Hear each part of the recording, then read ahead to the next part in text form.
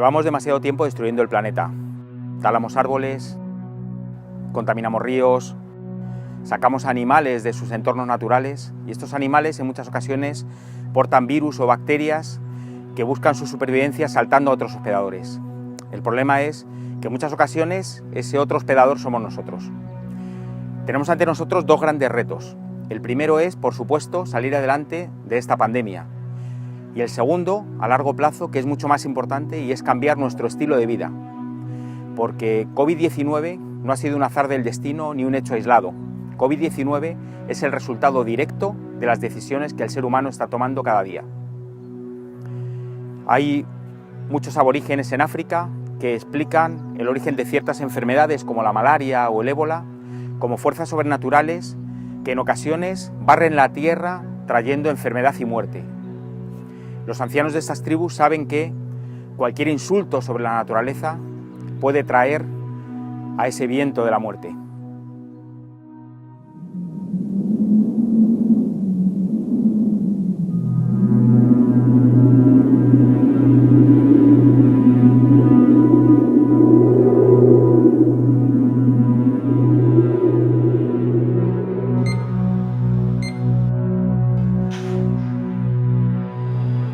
La peste, la viruela o el cólera son pandemias de las que hablo cada año a mis alumnos en clase, son parte de la historia.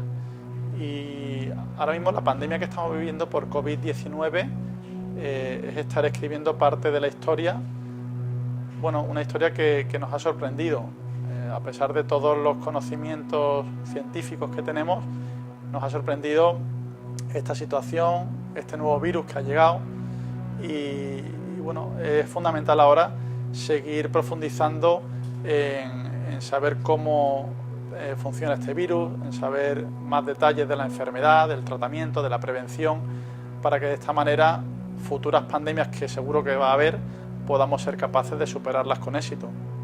La COVID es una enfermedad provocada por un virus que ha venido sin avisar, que se va a quedar una temporada, que nos ha trastocado nuestras vidas y que nos va a marcar a muchos niveles para siempre.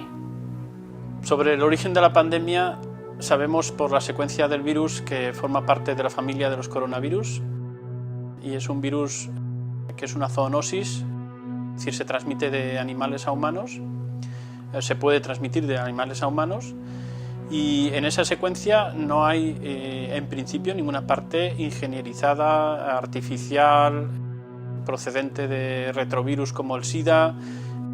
Hay una serie de variaciones que lo hacen más virulento y han hecho que se expanda como se ha expandido, pero esas mutaciones, esos cambios pueden ocurrir también de modo natural. Pues se han reportado ya más de 42 millones de casos de infección, más de 1.100.000 personas han fallecido como consecuencia del COVID en todo el mundo en menos de un año. En España nunca había habido en una semana más de 12.000 fallecidos. Y nos preguntamos cómo España, siendo uno de los países de Europa con mayores restricciones, es en la actualidad el país con mayor incidencia de COVID de todo el continente. La respuesta es que no aprendemos de nuestros errores, llegamos tarde. Cuando nos fueron llegando las primeras informaciones desde China en el mes de enero, todos pensamos que este virus no podría llegar a España ni nos iba a afectar. Sin embargo, en el mes de febrero nos dimos cuenta de que esto no iba a ser así. La primera ola pudo pillarnos por sorpresa, pero esta segunda ola todos sabíamos que iba a ocurrir. Lo inaceptable no es que nos hayamos equivocado y que hayamos pensado otra cosa. Lo inaceptable es no haber reconocido nuestros errores y no haber puesto los medios para afrontar de la mejor manera posible esta segunda ola.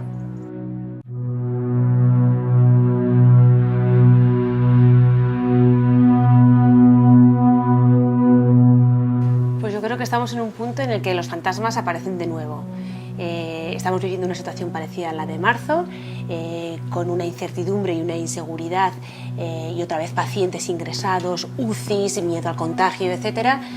Pero yo creo que, bueno, pues igual en un escenario un poquito más favorable, conocemos de la enfermedad, hemos aprendido de los errores, hemos aprendido de las investigaciones y de alguna manera quiero pensar que estamos un poquito más esperanzados en el manejo de esta segunda ola.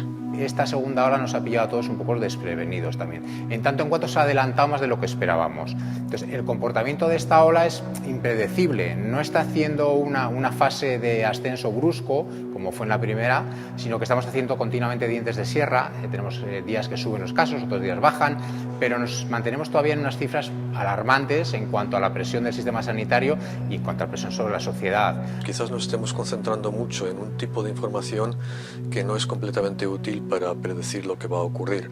Por ejemplo, basamos mucho en los datos de positividad de las PCRs, pero esto en realidad es una muestra que llamamos una muestra sesgada. Para que nos diera una buena idea de la prevalencia tendría que ser una muestra de tipo aleatorio, no una muestra tan dirigida a casos como ahora mismo la estamos empleando.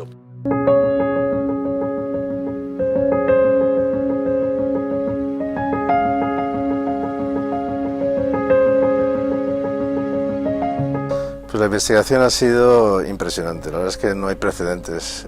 Se han hecho una cantidad de estudios, se ha unado una cantidad de esfuerzos, de dinero, de la industria, de las agencias, el dinero público, ha sido realmente impresionante.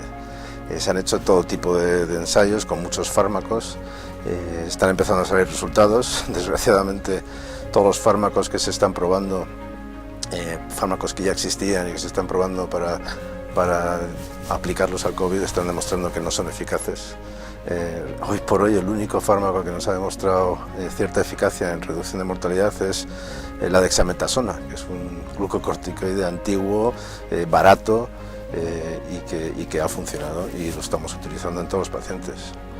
Hay mucho cuidado con la investigación que se está haciendo porque se está publicando muchísimo, el número de artículos publicados por COVID se cuenta ya en decenas de miles en el mundo. Tenemos que tener mucho cuidado con lo que leemos y ser muy rigurosos a la hora de discernir entre buena investigación y mala investigación.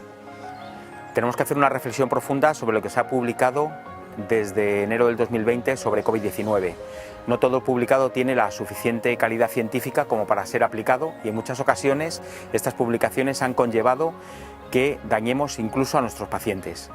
El único fármaco que hasta la fecha ha demostrado un impacto sobre la mortalidad es la dexametasona. Hay fármacos antivirales que están en estudio y que hasta la fecha en ningún caso se ha logrado demostrar un impacto sobre la supervivencia de los pacientes. Pero yo creo que cuando hablamos de tratamiento debemos de hablar del tratamiento considerando un tratamiento global, El soporte ventilatorio que han recibido los pacientes, el soporte vital, el tratamiento de las complicaciones, los cuidados, todos los cuidados que han recibido, los cambios posturales, todos estos cuidados son un pilar fundamental dentro del tratamiento de estos pacientes. Cuando se conocieron los primeros casos de COVID-19, ya en una semana se conoció el virus que era causante de la enfermedad. Ese es un hecho sin precedentes, teniendo en cuenta que, por ejemplo, el VIH tardó 2 años en conocerse. Posteriormente, en otra semana más, conocimos la información genética completa del virus. Y eso nos da idea de lo importante que es la investigación que ha sido y que va a ser en el futuro. Porque también, pues el hecho sin precedentes de una vacuna segura y eficaz que podremos utilizar dentro de unos meses, pues también va a ser el arma fundamental que nos ayude a combatir esta situación, todo ello basado en la investigación.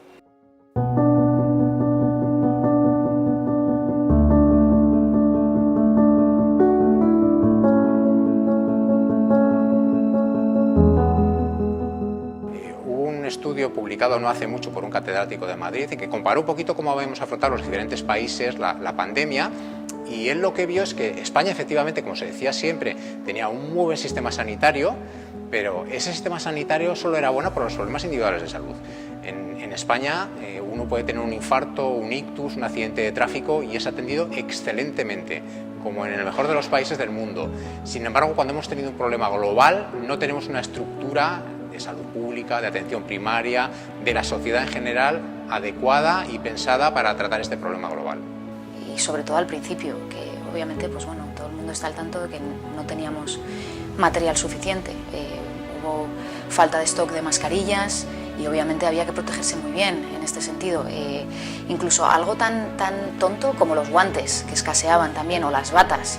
Gracias a esas reuniones de por las mañanas, que cada uno luego en su casa iba pues estudiando, revisando. Oye, yo me he mirado este último artículo que ha salido. Mis compañeros de la Sociedad de Infecciosas me han dicho que ellos están haciendo esto, o en el hospital de no sé dónde han cambiado el protocolo y ahora están poniendo esto. Pues con eso íbamos aprendiendo día a día lo que teníamos que hacer. El sistema sanitario no estaba preparado cuando llegó la pandemia y no está preparado aún ahora para hacer frente a la pandemia. De aquí que las cifras fueran muy altas al principio y vuelvan a ser muy altas o sean mucho más altas incluso ahora, ¿no? Es verdad que no hay la misma mortalidad, es verdad que se sabe mejor cómo tratar a los pacientes, sin duda alguna, pero la realidad es que el sistema sanitario no se ha preparado durante estos meses para poder hacer frente ahora a la pandemia. Nos hemos dado cuenta que nuestro sistema sanitario es insuficiente para hacer frente simultáneamente a las necesidades habituales que ya en ocasiones llegan a saturar el sistema, cuando se añade un volumen asistencial monográfico, como ha sido en este caso, nuevo. Y creo que esto debe hacer reflexionar en varios sentidos.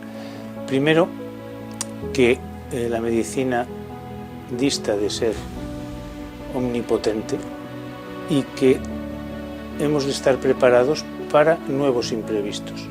Necesitamos un ministerio que tenga más papel en las historias, que tenga un papel más coordinador, que los servicios, por ejemplo, el servicio que coordina las alertas, debe tener más personal y probablemente hay que trabajar de forma diferente una cuestión que hemos visto como un problema muy importante y es los datos de mortalidad, de morbilidad, de contagios. Una de las cosas que se ha dicho es que la cifra de muertes no es real y probablemente no lo es. ¿Por qué? Porque los sistemas de información no funcionan bien. Ahora estamos en otra fase en la que nosotros estamos haciendo un poquito de primera barrera de la pandemia. Nosotros tenemos como objetivo básico diagnosticar todos los casos que podamos, que son muchos, y en la medida de lo posible también manejarlos en atención primaria para no sobrecargar los otros niveles asistenciales. De hecho, el 85-90% de los casos son diagnosticados en atención primaria y a su vez son seguidos y dados de alta en atención primaria. Esa es la fase en la que estamos.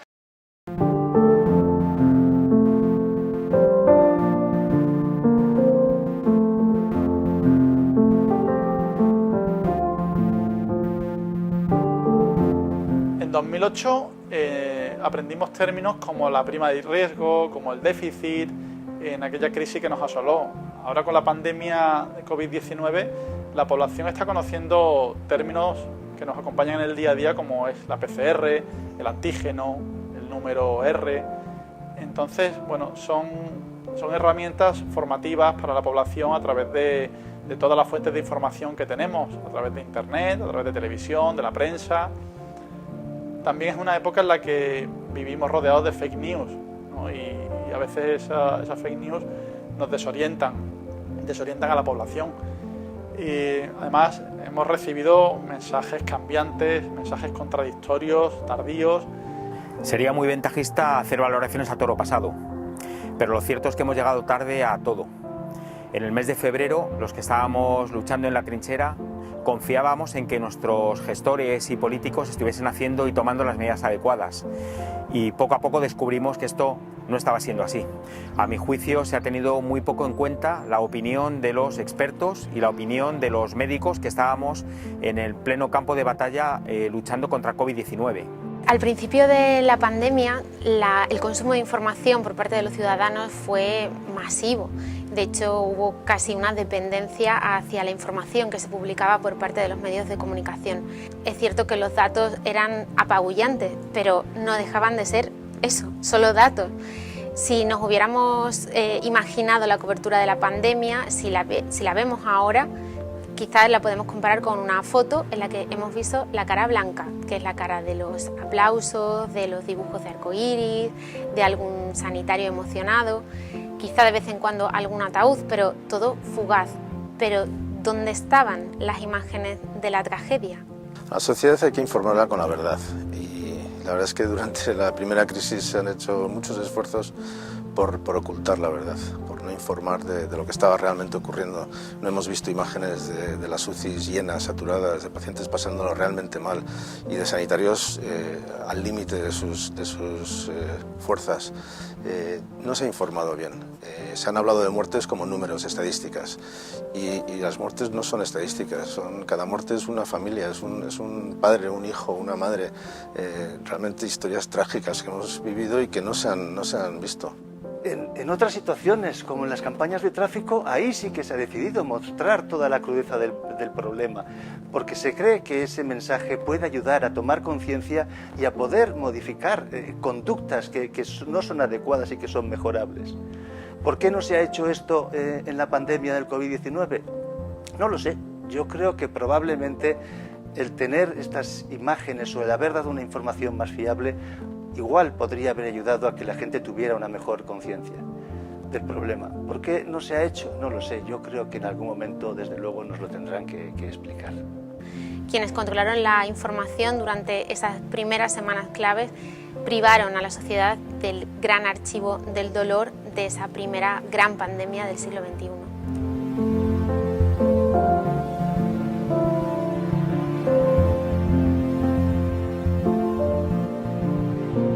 Lo que está pasando, es decir, una gran ansiedad colectiva y una falta de datos, que nos faltan datos, tanto biológicos como epidemiológicos, eran los ingredientes perfectos para que el rumor y las medias verdades o las falsedades absolutas pues se difundan tranquilamente como si fueran certezas. Da la impresión, por algunas de las cosas que se hacen o de las decisiones que se toman, que está faltando información fiable, información suficiente, y quizás esté pesando información muy hipotética, muy poco soportada por la mejor evidencia. Creo que, como en tantas ocasiones, cuanto más sólida sea la evidencia que tengamos, mucho mejores van a ser estas decisiones. Si las mascarillas provocaran daño, tendríamos muchos problemas laborales en cirujanos, enfermeras, etcétera, personas que usan las mascarillas toda su jornada laboral y no produce ningún problema, y de hecho ya se han hecho estudios que demuestran que el intercambio de gases es normal, las mascarillas no producen problemas de salud. La Asociación Española de Pediatría, la AEP, que es la que da todas las recomendaciones de los niños, nos dice lo mismo: los niños pueden llevar mascarilla. Yo como pediatra muchas veces les explico a los padres. Es más el problema de los padres, que te dicen: ¡ay, no va a poder estar con mascarilla en el colegio! Pueden. Los niños se acostumbran a todo, los niños tienen una capacidad de adaptarse a los cambios mucho mejor que la que tenemos los mayores, y pueden con 12, con 10, con 6, incluso niños más pequeñitos. Yo llevo niños en Navarra con fibrosis quística y estos niños muchas veces con 2 y con 3 años les ves con su mascarilla, se la ponen bien. Es cuestión de explicarles las cosas, de darles ejemplo y de decirles lo que hay que hacer. Y los niños se adaptan mejor que los mayores. Yo lo que veo es que uno de los peligros más grandes para la sociedad ahora mismo es el negacionismo. Bueno, hay negacionismo no solo en el tema del COVID-19, sino lo ha habido desde hace años en otros temas, como el tema de las vacunas o el tema de fármacos que sirven para tratar el cáncer. Pero sin duda tenemos un virus que se transmite muy eficazmente a través de la vía aérea, y por lo tanto esas medidas tenemos que cumplirlas. Y es impresionante que existan hoy día, con los datos que tenemos, personas que nieguen eso y otras personas que se creen a los negacionistas. Yo creo que es uno de los peligros más grandes que tenemos.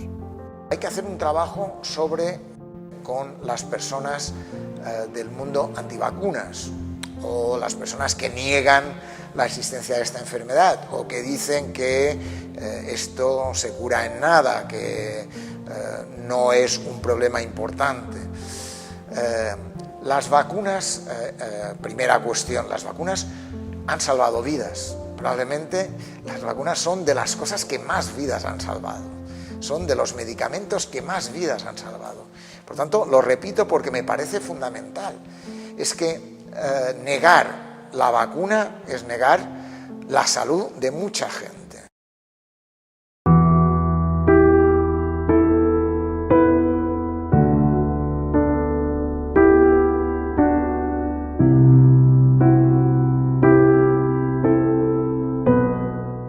Y luego, una vez que me afectó, pues mandé un mensaje por WhatsApp a mis hermanos, donde con toda paz les decía: soy positivo de coronavirus, mucha tranquilidad, harán conmigo lo que puedan. Y el día 12 de marzo me pidieron que ingresara por urgencias y me encontré ya con una clínica llena de personas con máscaras y con EPIs, y pasé directamente a la UCI.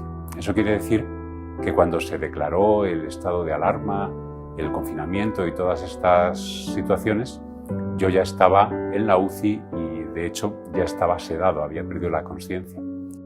Mi madre ingresó el 14 de marzo y la trasladaron en ambulancia e ingresó.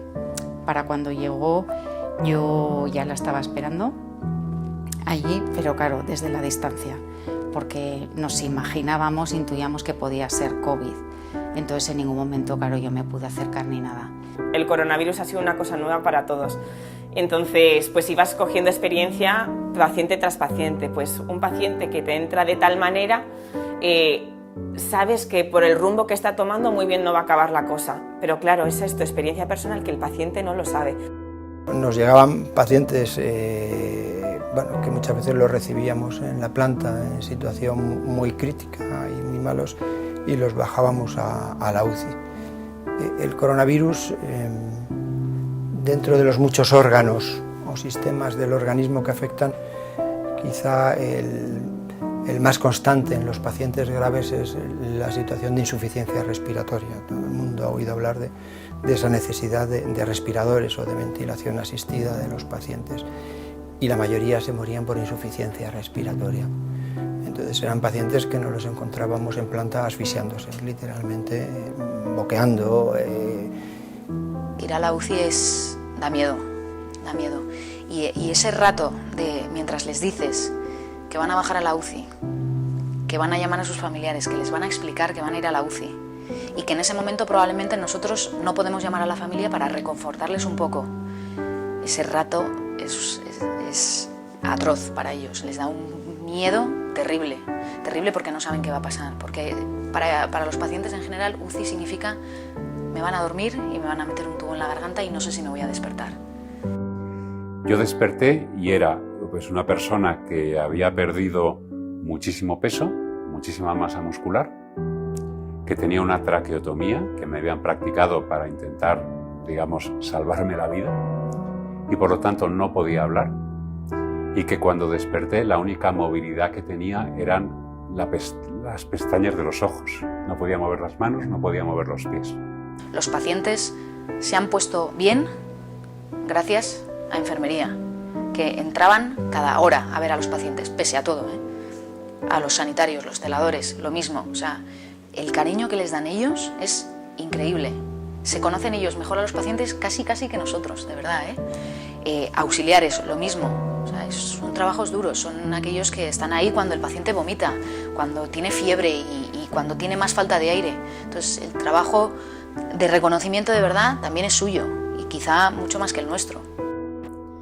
El explicarte qué hacía toda esa gente rodeándote, gente a la que solo a partir de unos días empecé a ver como enfermeras o como sanitarios, el luchar contra las alucinaciones o imaginaciones, podríamos llamarlo de las dos maneras. Intentas en la medida de lo posible consolarlos, darles ánimo, intentar ponerles en contacto pues, con familiares, ¿no? A través de medios electrónicos, de llamadas, videollamadas, pero no es lo mismo que tener pues, a tu familiar al lado cogiéndote la mano, ¿no? Los familiares se han separado de los pacientes, ¿no? De su familiar que ha estado ingresado, ¿no? Esa separación en todos ha sido un desgarro, pero en algunos ha llegado a ser incluso como una sensación de abandono. Entonces, lo que formaba parte de un tratamiento normal, que era cuidar a la familia, el paciente, pasa a ser una prioridad, ¿no? Para la familia es una impotencia muy grande porque no puedes hacer nada. Es verdad que tampoco es que sirvas de gran ayuda, ¿no? Estando en la habitación con el enfermo, pero te sientes más útil, pues porque estás allí y por lo menos sabes qué está pasando, no tienes esa incertidumbre y esa angustia, ¿no? Del que no ve. Y luego, por otro lado, pues tienes la sensación de que aunque no hagas nada, pues estar al lado del enfermo ya es bastante, ¿no? Y acompañarle, por lo menos sabiendo que ya son sus últimos días y que no se vaya solo. es el momento más importante para las familias, ¿no? Cuando suena el teléfono, con un número desconocido, ellos ya lo identifican perfectamente y está la doctora al otro lado, ¿no? O sea, todo el día gira en torno a ese momento en el que van a oír hablar de cómo está su familiar, ¿no? Su padre, su esposo, su esposa, ¿no? El que sea, ¿no? Al final es una espera continua, estás todo el día viviendo pendiente del teléfono, cada vez que te suena piensas que te van a llamar de la clínica para darte la peor de las noticias. Y bueno, sí que nos pasaban el parte puntualmente una vez al día y para contarnos un poco cuál era la situación, ¿no? En otras ocasiones que esa situación pues quizá terminal de agonía era más larga, no podían estar nada más que un ratito y luego a lo mejor en los últimos momentos realmente de ese paciente no estaban. Siempre había algún profesional, estoy pensando en alguna enfermera, de ver esa imagen que a veces enternecedora, pues, de esa enfermera dándole la mano al paciente en el momento en el que estaba, en sus últimos momentos, y acompañándole allí al pie de la cama sin separarse, ¿no?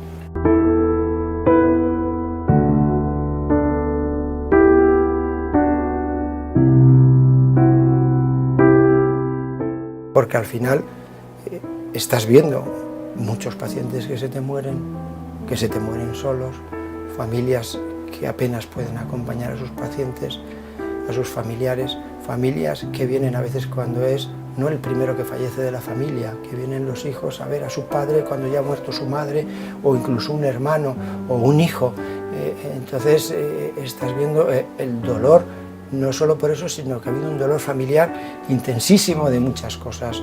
No deja de ser desgarrador el aspecto de tener a una persona absolutamente aislada, rodeada de profesionales vestidos de astronauta, muriéndose sin poder ofrecerle más que pues, poco cariño y contacto que tú puedes ofrecer en esa tesitura.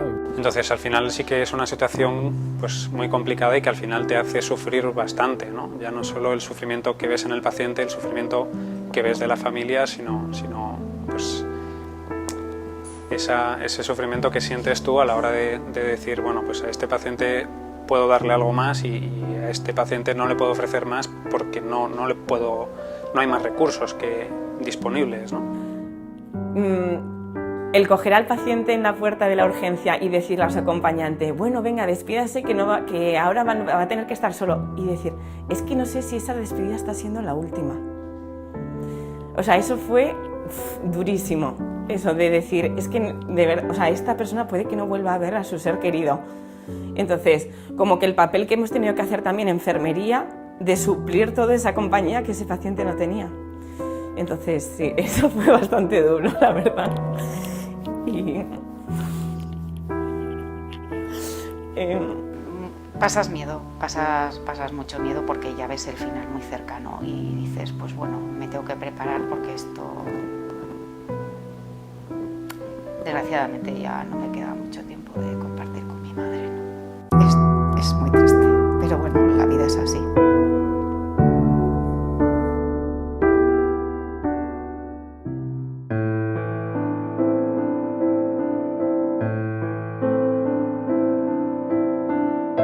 Hasta el 85% de los pacientes que han sufrido COVID-19 moderado o severo siguen teniendo algún síntoma residual a los 3 meses. Hay que tener en cuenta que COVID-19 es una enfermedad sistémica que no afecta solamente al pulmón.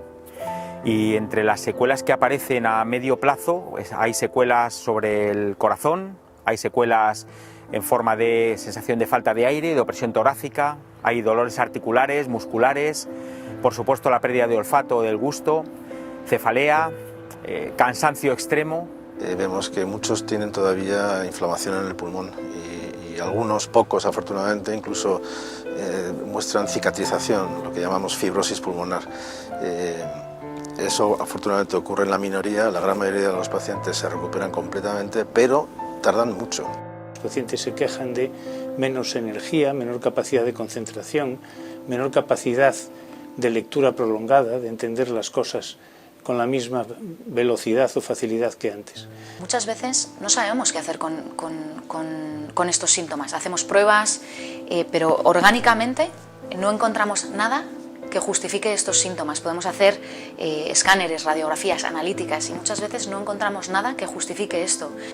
Vamos a tener que ir aprendiendo de esta enfermedad conforme vayamos conociéndola mejor. ¿Hasta cuándo podemos tener secuelas de la infección por coronavirus? Pues nadie lo sabe. Hay personas que en poco tiempo resuelven por completo los síntomas y hay otros que, sin embargo, pues siguen con síntomas después de 5 o 6 meses.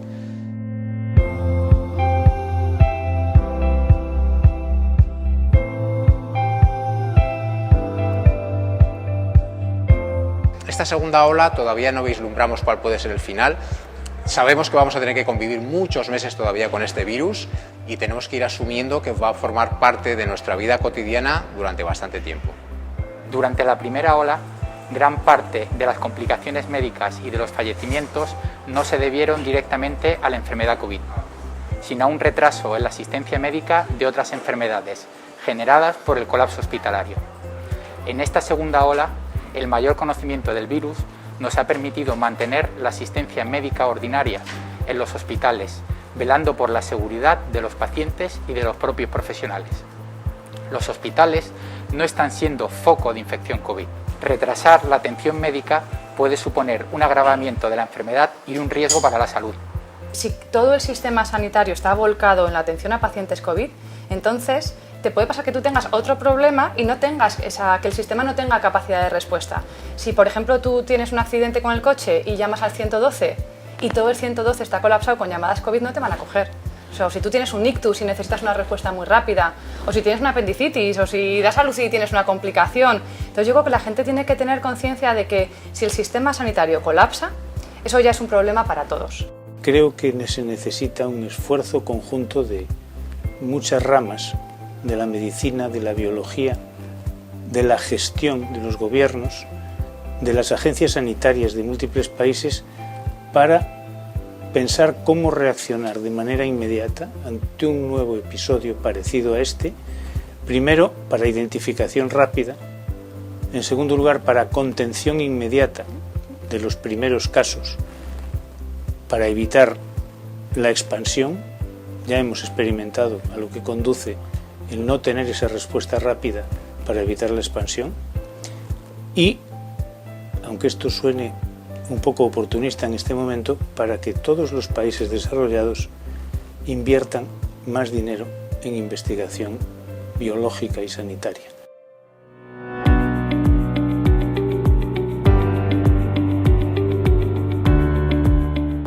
Nadie está libre de sufrir una complicación grave por COVID-19 y, desde luego, ninguno estamos libres de poder transmitir la infección. Si no hacemos un ejercicio de responsabilidad y altruismo, va a ser imposible salir de esta situación. Si uno huele humo de un fumador, es que le está llegando aerosoles de ese fumador, y en esos aerosoles pueden existir virus.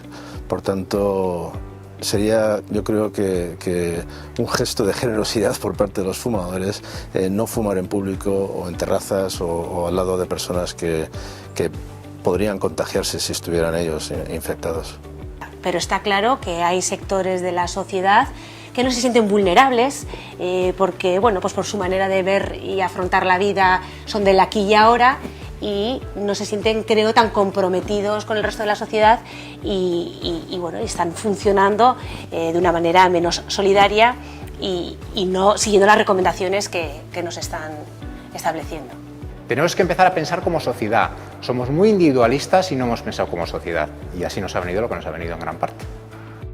Hemos visto imágenes del niño Ailán o incluso yéndonos atrás en el tiempo, hemos visto campañas publicitarias sobre accidentes de tráfico con imágenes muy explícitas. Sin embargo, no tenemos ese tipo de imágenes relacionadas con el coronavirus y sus efectos. Y queremos que una sociedad y sobre todo que unas generaciones jóvenes que están expuestos normalmente a imágenes con una carga emocional muy alta, se conciencien sin ver esas imágenes, lo cual para ellos resulta casi una misión imposible. Hay muchas personas que no actúan de forma responsable y eso es un desastre. Teníamos que haber dedicado un esfuerzo importante a la educación de la sociedad, a informar con la verdad, con el peligro de esta pandemia que es muy alto.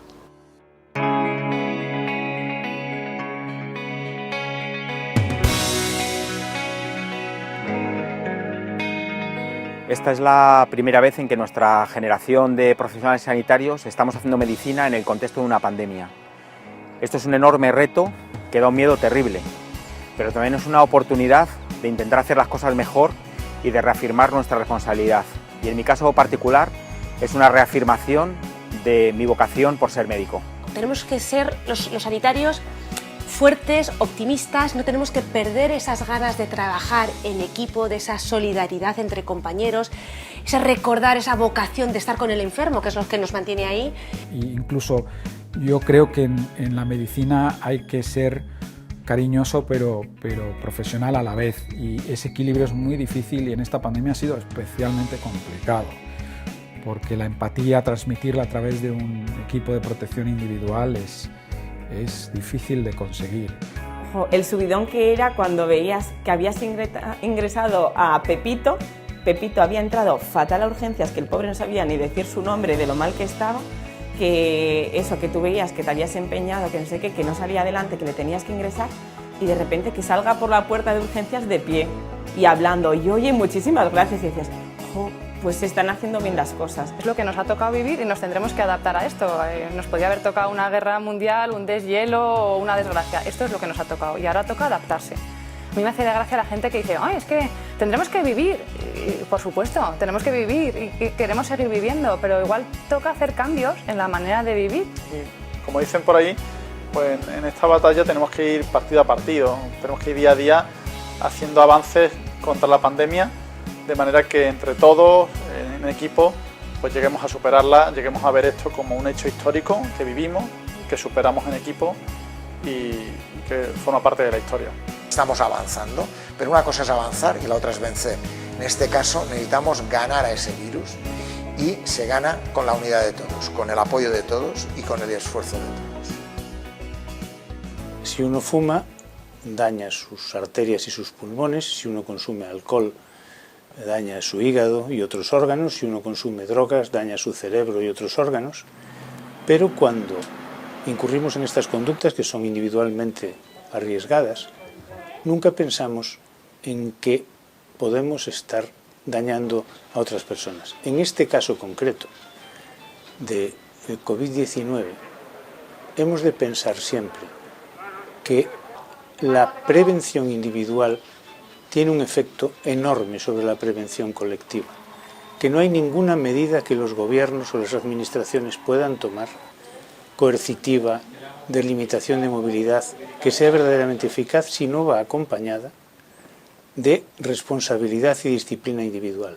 Si pensásemos que un ratito de conversación y de copas con los amigos puede suponer la muerte de nuestros padres o de nuestros abuelos, seríamos muchísimo más cautos a la hora de tener ese tipo de conductas. Y pensemos que el esfuerzo debe ser contrario al habitual. Pensemos que nuestra vida hoy no debe ser mejor que la vida de mañana.